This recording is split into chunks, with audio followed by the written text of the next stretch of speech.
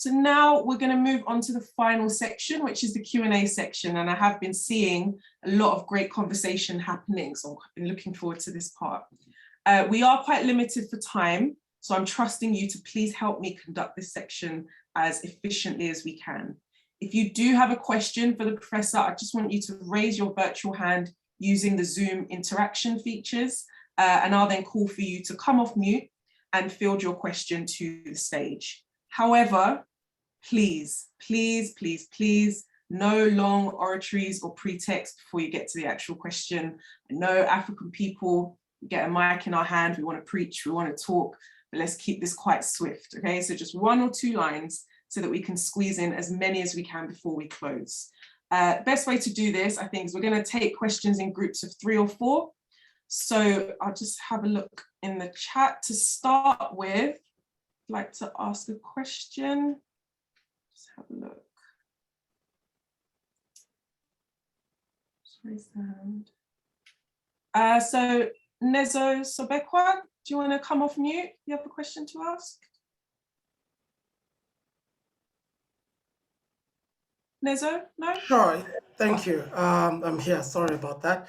Yeah, thanks, Prof. Ade. This was a really great and impassioned address.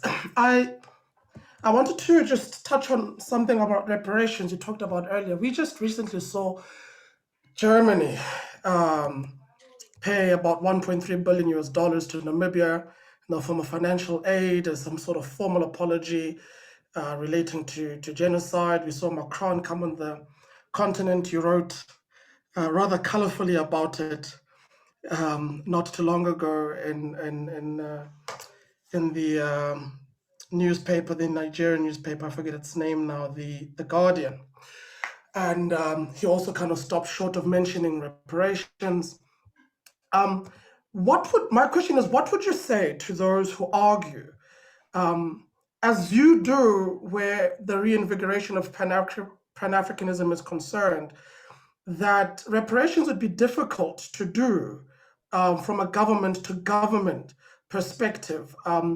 The criticism there being that African governments are notoriously corrupt, and that how would you actually pay reparations to people whose government is corrupt and dysfunctional, and would it really get to the people?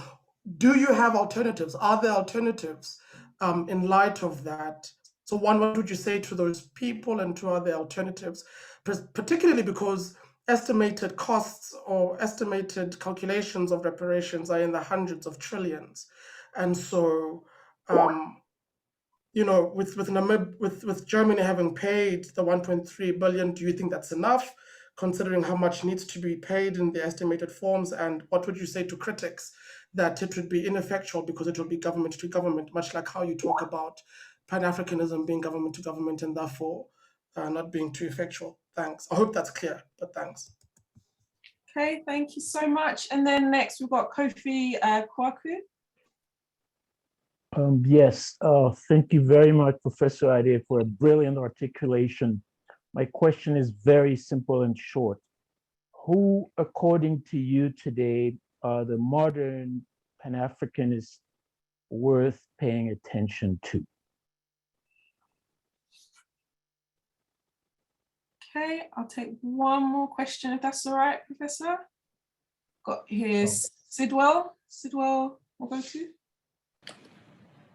Thank you, and good evening from Pretoria. As I indicated in the chat, that I did attend the 27 Pantheon and I enjoyed it, and I equally possess and I encourage the buying of the book. I want to hear from Prof, those who are of Pan-Africanist ideological movement in South Africa. One friend raised an issue about the omission of Sobukwe and suspected that it is the old ANC influence rivalry around this. Could you help there with an answer that I can be able to use when confronted with it? Okay, so we can go with those 3 questions for now, if it's okay. Okay, thank you. So interesting questions. Nezo, my comrade there. I think that there are some people that have been very critical of what the German government has recently done in Namibia. I'm not one of them. I think that the Germans have acknowledged that a genocide took place with the Herero and the Nama in the early 20th century. You know, it's very rare to acknowledge Black genocide and Black suffering, and this has happened. So for me, we shouldn't dismiss that because I think it's an important first step. I also think that the model that they're trying is interesting, and we should give it a chance, because if we're asking for reparations, we also have to think about what forms those reparations are going to take, particularly if it's to a group. You don't want to give it to individuals, and it may be impractical to give it to individuals. So if we can come up with a model that actually results in the development of those areas, in channeling real and concrete and substantive development, economic development to those areas, infrastructure, things that can help people to help themselves, you know, I think that that is not something we should dismiss as Africans, because you can't have your cake and eat it too. You can't call for reparations in the form of massive development assistance, and then when it is offered, say that no, but this doesn't really work.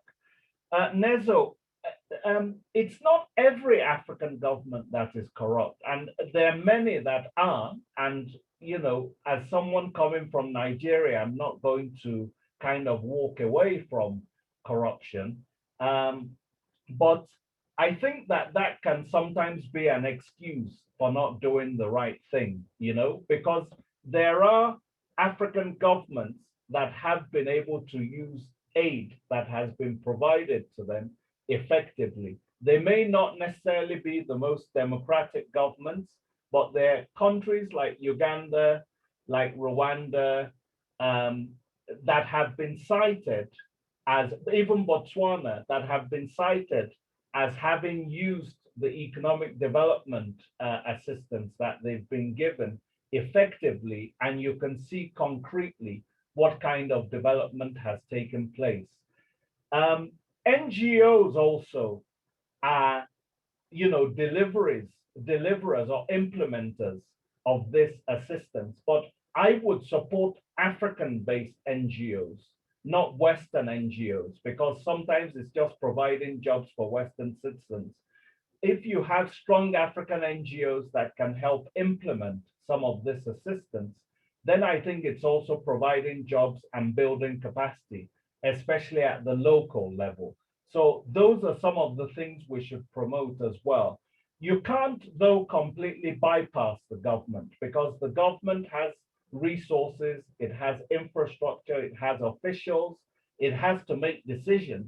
So just bypassing the government and channeling the assistance through NGOs or through other channels is not an option.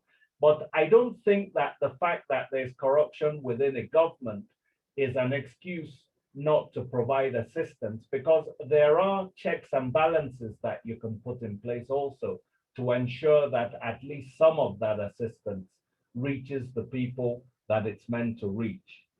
I think in terms of some of the Pan-Africanists that I admire, contemporary Pan-Africanists, Angela Davis, although I know that she's not necessarily of our contemporary generation. I mean, she was a Black Panther. She's fought the good fight, you know, during the civil rights struggle, and she's now fighting against what she describes as the prison industrial complex in the US. That's somebody whose consistency I admire and have admired for a long time. And then some of the prophets of reparations, and I'll name two. Hilary Beckles in the Caribbean has basically provided a lot of the intellectual justification for why reparations is important. You know, I was skeptical of reparations until Hilary Beckles gave a keynote address at our meeting in Johannesburg in 2017, where we got the authors of this book together. And it just was so clear to me, you know, it was almost like a revelation moment. And it was so logical and so clear. And so I think he's also an important figure, and his chapter is in the book. And then Randall Robinson also. There's a chapter on him in the book by Pearl Robinson, an African-American Pan-Africanist. And these are people, I think, that fought the good fight. I'm unfortunately not naming any of the younger people because I don't think they're all very serious, you know, and they haven't come of age yet. But let's hope that the young shall grow. And then the final question to Reverend Sidwell. We actually did commission a chapter on Robert Sobukwe, and there was a presentation on Robert Sobukwe at the 2017 event, authors meeting, which you attended in Johannesburg. But unfortunately, the author of that chapter in the editing process failed to deliver on the editing. And so we weren't able to basically publish that chapter in the book. So it's nothing to do with the ANC and PAC. I have no dog in that particular fight.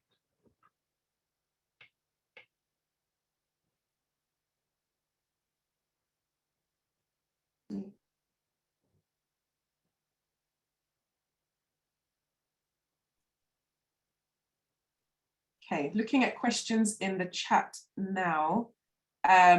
Somebody has asked, to what extent is there interest by, so this is from Patience, to what extent is there interest by the African Union member countries to build a social infrastructure for cultural, educational exchange for young people within its broader Pan-African community? So that's one question from the chat. Do you want me to give you another one?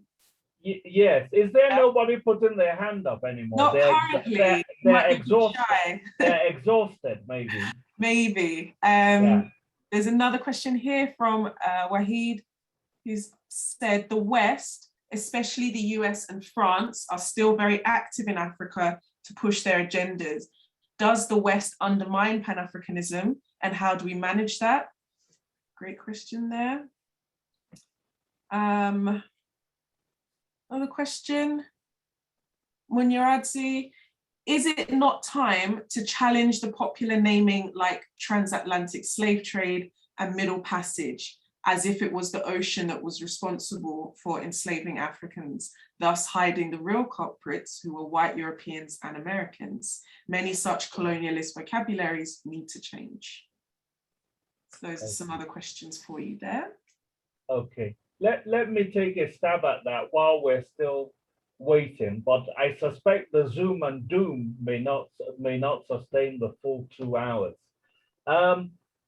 First question by Patience, a very thoughtful question. I mean, I think the AU does talk a good game when it comes to focusing on youth. You know, Africa is a young continent, 60% of the population are under the age of 25 or 30. And so the future belongs to them.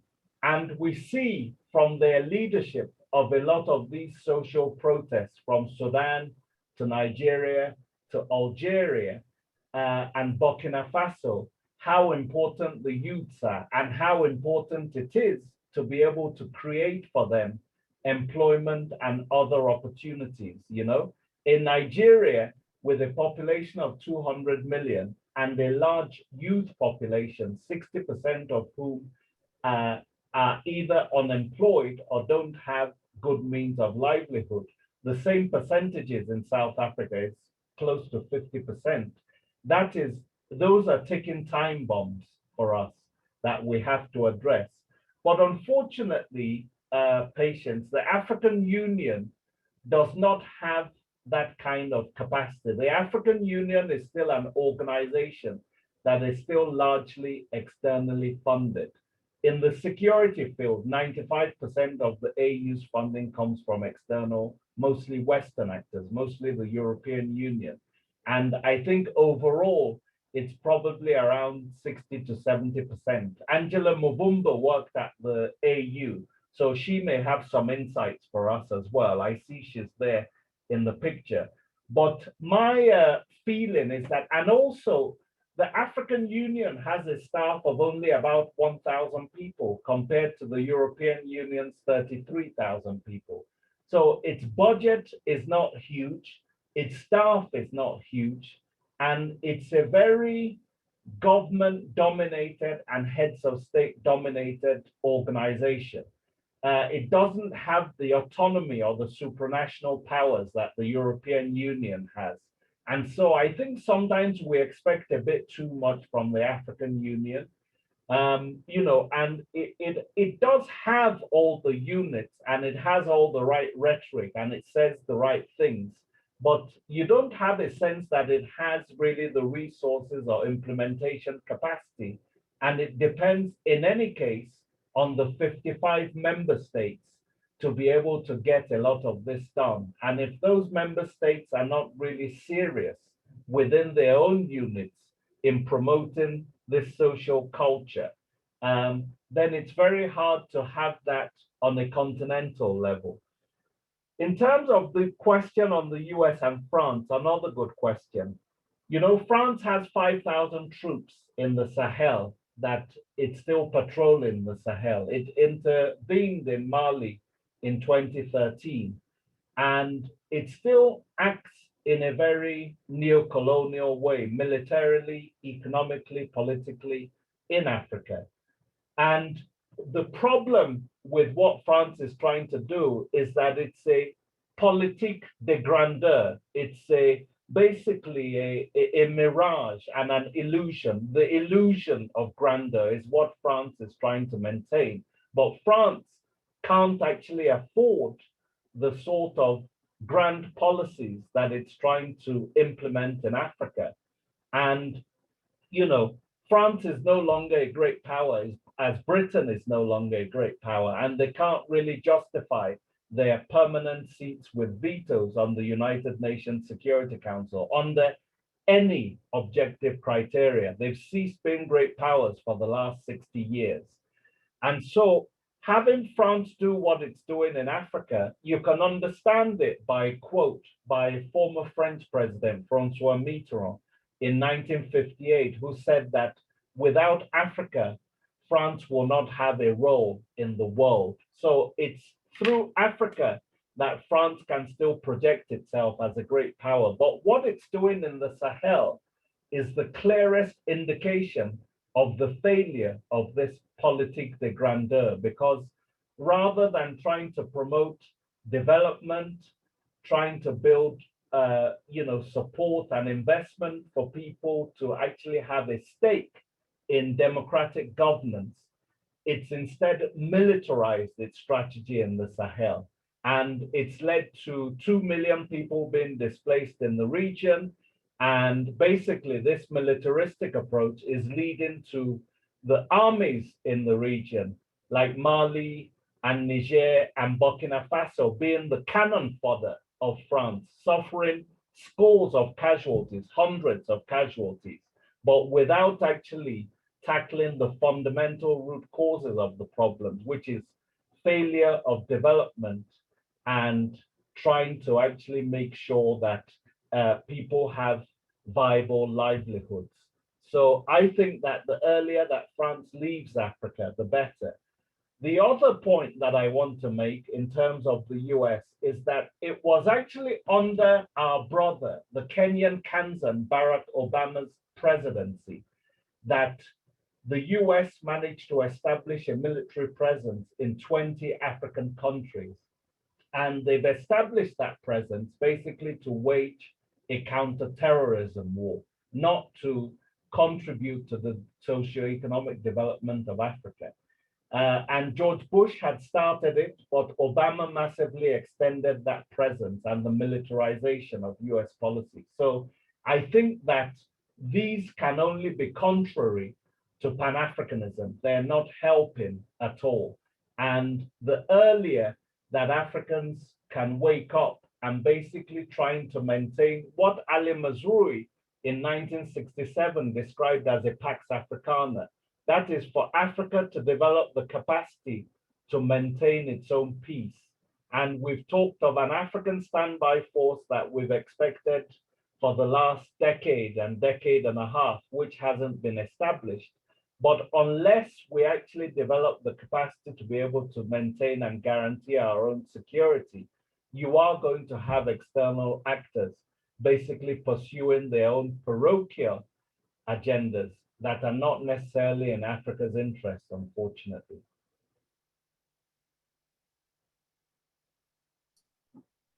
Okay, thank you. There's a number of questions here in the chat. So what I'm thinking, Prof, is it better if we do it one at a time, or do you want me to still group them together? Grouping, please. Yeah, okay, sure.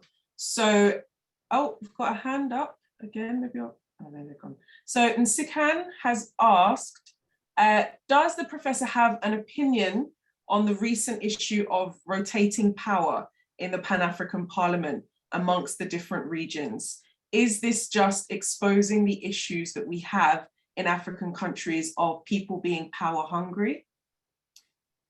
We've got a question from Edward, who says, Professor, what do you think of the idea of free movement of people in Africa and a common African passport on the same model as the European Union model, sorry? And there was another question here. Malika has asked, could you rename, so reiterate the 3 Ps and the 3 Cs that you discussed earlier?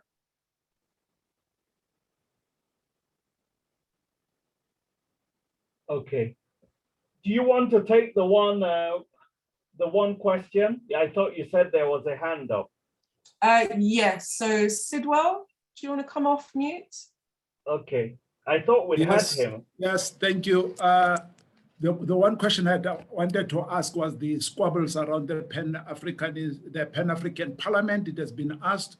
I want to ask Prof's role, comment on the role of China on the African continent.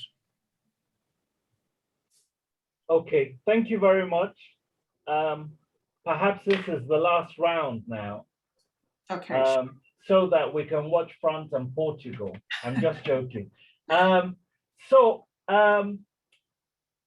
First issue in terms of, I think the Pan-African Parliament is a toothless bulldog. It should be basically closed up and basically put out of action, put in a mothball, because it has no legislative powers and it's not linked to anything. So I just don't see what the point of the Pan-African Parliament is actually, to be quite honest with you, because what we need to do is get national parliaments to work well and to be able to act as checks, not rubber stamps, to overweening executives before we actually go to the Pan-African level.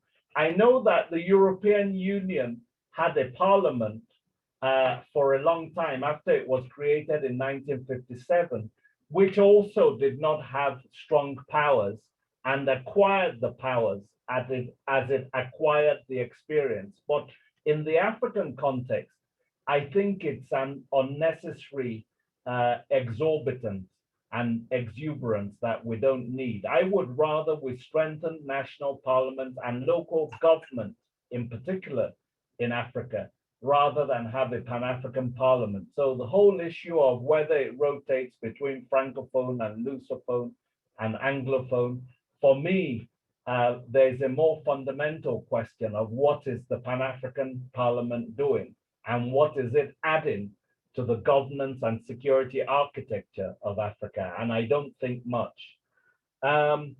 Second question on the free movement of peoples. You know, African governments, we complain about European governments and how restrictive they are to migration and things like that from Africa. But African governments are actually some of the most intolerant governments when it comes to free movement, and they actually fear free movement. within the continent. You know, you apply with a Nigerian passport to go to small Lesotho or tiny Swaziland, or, you know, and you're going to be given, if you're lucky, a 5-day entry permit, and it takes quite a while before you can do it. The same with Tanzania and Kenya and Uganda, wherever I've gone, Namibia. Apart from West Africa itself, and I praised that earlier, the fact that as a West African, we can travel across the sub-region without having to face all of these checks. So that's what we need to encourage more. But African governments, unfortunately, fear the free movement of people, which is why they haven't ratified the protocol on the free movement. And we have to be honest with ourselves about some of these absurdities, because you can't have a continental free trade area declared into existence and you want goods to move freely, but then you're against people moving freely. And there are lots of countries that have actually imposed restrictions. You know, Nigeria in the 1980s expelled about 3 million West African citizens, neighbors, from its country on the basis they were illegal aliens. The South African immigration regime is very difficult and restrictive. And so Kenya, the same thing. A lot of the regional powers who should be providing leadership on these issues are actually some of the most restrictive. And so I think free movement is a very good idea, and people may agree with that in theory, but in practice, African governments are actually some of the most restrictive in terms of free movement of people. They fear their neighbors while talking about the Pan-African passport and things like that. So those are just some of the absurdities that we deal with. The 3 C's, the 3 C's are Christianity, commerce, and civilization. And that was from David Livingstone. It's kind of captures the civilizing mission of Europeans at the height of imperialism. And the 3 P's, which are mine, are profit, plunder, and prestige. China can be both an opportunity for Africa as well as a threat. It just depends on how we engage with them. So just as Germany, for example, sends most of its exports to China and benefits from trading with China. And Angela Merkel made the point very well, the German chancellor, that how can we discourage Africans from, you know, getting Chinese investment when we trade very profitably with them? So I think it's just a matter of Africans being grown up, you know. If we negotiate with China in such a way that they're sending thousands of their workers to work on projects, rather than providing those jobs to Africans who need them, then we have a problem, and we're doing things that are contrary and contradictory. If we build up debts with China that are unpayable, and we leave ourselves vulnerable to them seizing your port or whatever, then you're negotiating in very bad faith. But it would make no sense whatsoever for the second largest economy in the world and the individual largest bilateral investor in Africa not to be in Africa. It's just a matter of Africans being grown up enough to engage with China and to realize also that China has its own, just like the US and France and others, they have their own parochial agendas, and Africa needs to know how to engage it strategically, even to be able to get better deals from Western powers like France, Britain, and the US. So I'm for engagement with China, but with our eyes open. Okay, thank you. There are 2 more questions that I can go ahead and ask. One is your thoughts on a statement. So this is from Kelvin. Said, can you have your thoughts on the following? So racial reconciliation without reparations will continue to delay authentic conciliation and defer long overdue economic equity. Okay, so he wanted to know your thoughts on that statement. And then Angela has thanked you for a thought-provoking seminar and has asked, how would you assess the African Renaissance in terms of its track record, if it has stalled, and if so, why? So those are just two more questions. Chat. All right, good. Thank you very much. The first one, yes, I agree with that completely. And I'm presuming that the questioner has South Africa and the Truth and Reconciliation Commission in mind. I think it's very important when you go through a process of racial reconciliation that it shouldn't be one side doing the reconciling and the other side holding on to its privileges, which is what South Africa sometimes feels like. And I think it's incumbent on the government to make sure that reparations in some form is made for a lot of the brutalities that occurred in the 50 years of the apartheid period, and even in the century or centuries of colonialism or colonial type rule that preceded it. I realize that there are massive challenges and limited resources to be able to do that. But I think in whatever way it's done, it would help the credibility of reconciliation processes. So that makes perfect sense to me. In terms of the African Renaissance, Angela, this was an idea that was led in contemporary times, at least. I talked about Edward Blyden coming up with it in the 19th century, and then others like Nnamdi Azikiwe, Sheikh Anta Diop, and others promoting the idea. The more and Pixley Semi, the more contemporary champion of the African Renaissance was Thabo Mbeki. And in 1996, he made a speech, I Am an African, and as deputy president to Mandela, started pushing this idea of an African Renaissance in which Africa would basically wake up from its slumber and own the 21st century. And that would involve basically Africa, having successful socioeconomic development, having regional integration, being able to attract investment and aid from the West, being able to be self-sufficient itself. Those are basically some of the ideas of the African Renaissance, and for Africa to get respect within the Committee of Nations as well. And Mbeki pushed that idea with other leaders like Nigeria's Olusegun Obasanjo and Senegal's Abdoulaye Wade at the time, and others, Ethiopia's Meles Zenawi. But unfortunately, what we've had in the last 2 decades and a half since the African Renaissance is that the African Renaissance effectively stalled.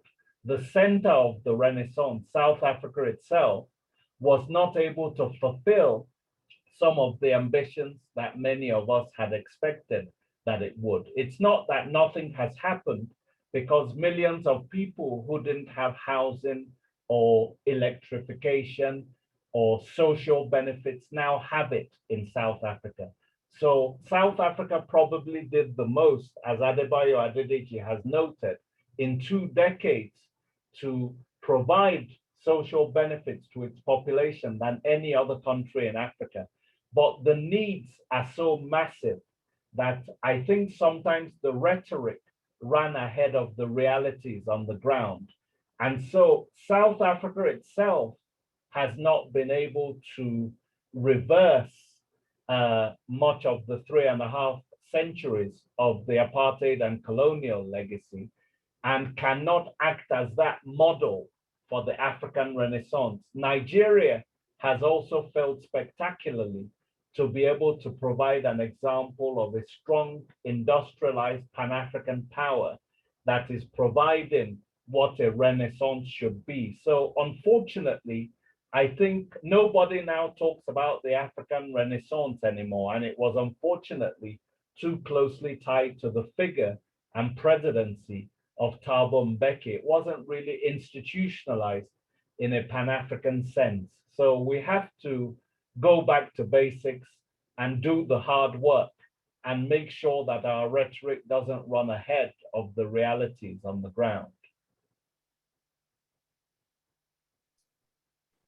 Okay, thank you. There is a question that was asked a bit earlier. I think maybe perhaps we didn't get to it, was Munyaradzi. So it was a question about correct terminology, where they had said, is it not time to challenge the popular naming? Oh, yes, yeah, yes. It's an interesting question. Middle Passage and transatlantic slave trade. I mean, I don't think that these names absolve the white slave traders and merchants of their misdeeds. And, you know, I mean, the way that I have spoken this evening would not leave anybody in any doubt of where I'm placing the responsibility for these crimes, for these evil crimes. So I'm not sure whether it's really the debate we should be focusing on. It may be shadow boxing to some extent, because there's nothing stopping you from naming things for what they are. The transatlantic is exactly what it is, and it's still called the Atlantic now. So for me, that's a fairly neutral term. Middle Passage, I don't know the antecedents of that particular phrase. So it may be that it's tied to something that's trying to make it more benign. But I know that many Pan-Africanists do not use the Middle Passage. So that one, there may be more, you know, I think I would be more sympathetic with you in terms of the Middle Passage trying to sanitize a very sordid act. But the transatlantic slave trade, I wouldn't really see too much wrong with that. I think there's a question in the chat about, is Gaddafi a Pan-Africanist? Yes, so that's one. So that's come from Janice. She's asked, was Gaddafi a Pan-African? And then also Candice said, could you comment on the status of the old and ongoing struggle for the repatriation of African objects, human remains, archive, collection, etc.? How can the struggle for repatriation support the ongoing decline of nationalist African governments, investment in museums, its domestic collections, archives, and the arts? Okay, thank you. I think, Janice, that Gaddafi's Pan-Africanism was a bit opportunistic.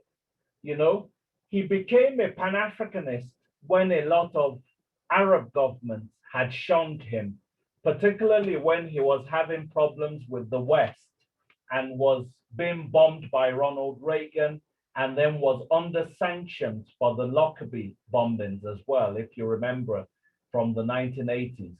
And Gaddafi basically donned the garb of Pan-Africanism in order to be able to win more support in multilateral forum. And he paid the debts of African countries to the OAU and later the AU. And then in very bizarre fashion, also organized a meeting with all these African monarchs who came to pay obeisance to him in Tripoli, and he crowned himself King of Kings. So Gaddafi was very eccentric, as we know. But the one thing we have to give him credit for, if it wasn't for Gaddafi, the African Union would not have been born. The OAU would not have transformed into the AU. He hosted a lot of the summits in Tripoli that led to the creation of the African Union. And he forced other leaders like Mbeki and Obasanjo and others to react to his pace of wanting to create a new Pan-Africanism. And Gaddafi modeled himself very much on Nkrumah's vision of a common currency, an African high command, like a common kind of armed force, and then having ministries or having particular countries deal with certain issues, like almost like in a federation, you know. So it was very much on Nkrumah's view, but I think Gaddafi was a bit quixotic to be taken seriously and genuinely as a Pan-Africanist. So he contributed to Pan-Africanism, but I don't believe that his vision was one that was a very realistic vision in terms of being implemented. So a lot of countries took his money, but didn't actually vote for his vision of Pan-Africanism. And your other question was about, oh yes, this repatriation. I think it's important if art was looted, that it be returned to its proper owners. But I completely agree, and a lot of my artist friends tell me that they're really very worried that with museums across the continent in such a state of disrepair and dilapidation, they are concerned that if many of these artworks and human remains, etc., are brought back, they will basically fall into disrepair. And there's also a need to create a culture and awareness of museum going and things like that on the African continent. It's not a reason not to return it, but it's a reason to make sure that there is infrastructure to support the sustenance of those cultural artifacts, because they're, in many cases, global artifacts, a world heritage, not just African heritage. So that's how I would answer that. But I think there are many people more qualified to give a more sophisticated answer to that. Okay, thank you. I just have a few questions to ask you myself, if that's okay. I've just 2 or 3 that I'm going to group together. Firstly, spoke a bit about Nigeria. So in your view, what happened to Nigeria? Why haven't they used their vast oil resources effectively? So that's the first question. And then back to the issue of China and the influence that they have, especially politically. What would you say, what are your views on that in terms of how much of a fear we should hold for that, and state assets being controlled in Beijing, etc.? Okay, I thought I'd answered the China question. Is that being asked in another guise here? So just in terms of, because I know somebody spoke a bit about China, but just in terms of the debt trap that we kind of find ourselves in, what your views on that are exactly? Okay, I mean, my answer is still the same. If African countries get themselves into a situation where they negotiate not very transparent deals with China, that could make them vulnerable to their ports being seized, as I think has happened in one particular case, or for them to be very dependent on China and open to pressure. So we don't want to be dependent on France. There's no reason why we would want to be dependent on China. And that's how I would answer that again. I think you know yourself as a Nigerian why Nigeria is in the situation that it's in and why it hasn't fulfilled its huge potential. There are many brilliant Nigerians that have excelled in every field, from literature to, you know, being at NASA, scientists, finance, etc. And it's just a tragedy that Nigeria has lacked what Chinua Achebe, the writer, identified as the problem of leadership. Nigeria has not had good leadership over any kind of sustained period.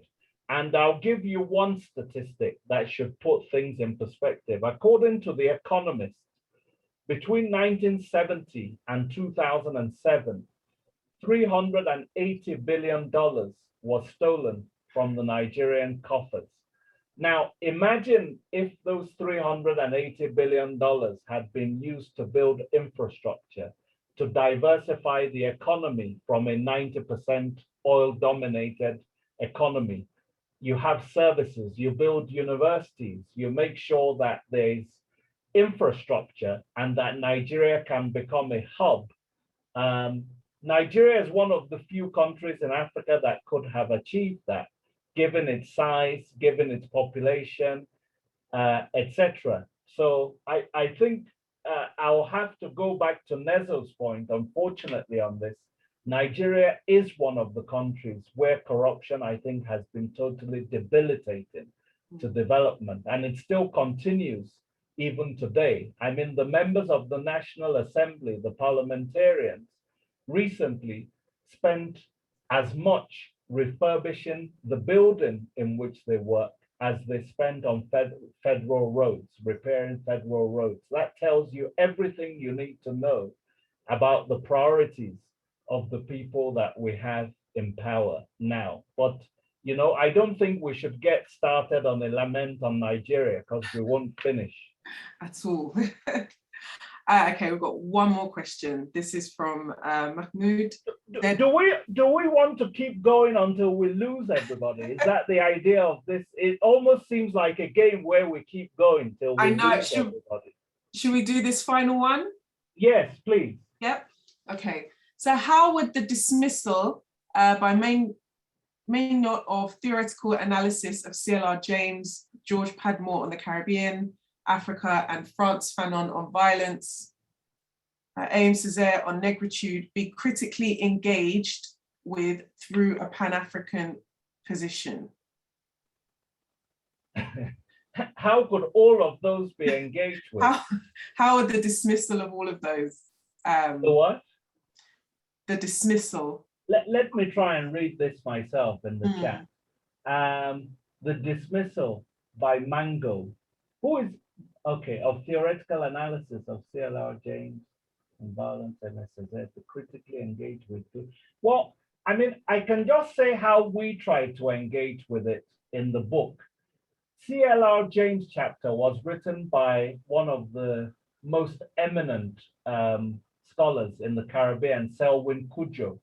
And what he tried to do was to show how CLR James belonged to the Caribbean and was made in the Caribbean, because there is this thought that is quite common in Western scholarship, that CLR James was formed when he came to Europe and engaged with ideas of Marx and other European scholars and theoreticians. And what Selwyn Cudjoe tried to do was to show that there were actually indigenous scholars in Trinidad and Tobago, he was an heir of them. And many of his ideas had been formed and shaped as a result of much of the thinking that he'd imbibed from the Caribbean before he actually went abroad. So that's how we've tried to tackle him in the book. Frantz Fanon, I mean, he almost lived a Pan-Africanism. You don't really need to argue on Fanon in terms of his Pan-Africanism, because you'll remember that he was in Algeria during the Civil War. And it was when he saw the horrors and brutality of the French, because he was working as a doctor effectively, and Martinique was and still is today a French dependency. And it was when he saw the horrors that he basically switched sides and he became a roving ambassador for the Algerian provisional government. And a lot of these conferences that happened, the All African People's Conference and others during that period, Fanon was basically representing the Algerian provisional government, but also in his intellectual thinking. I mean, there are very few people that have a more closely worked out idea in terms of democratization and development, and some of the failures, and even some of his visionary insights of how the first generation of leadership was going to adopt the cloak of their colonial masters that they were leaving behind. So for me, those are very Pan-African intellectual insights and also lived experiences as well. And in terms of Aimé Césaire on negritude and we didn't unfortunately have a Miss Eze in the book, but the chapter by Abiola Irele on Leopold Senghor covered both of them. But I think the way that negritude kind of reacts to or fits in with Pan-Africanism, I would say, is that this was a reaction to European racism, mostly in France. And what they did was develop a cultural way through poetry of dealing with that. And it involved returning to an African past and trying to show that African culture had a depth and richness that was equal to that which the Europeans were trying to denigrate. And I also traced the lineage back to the Edward Blyden's idea of the African personality. You know, African cultures must take their rightful place among global cultures, and their indigenous values and principles that have depth that can actually compete and be put into a universalist framework. So that's how I would answer those questions.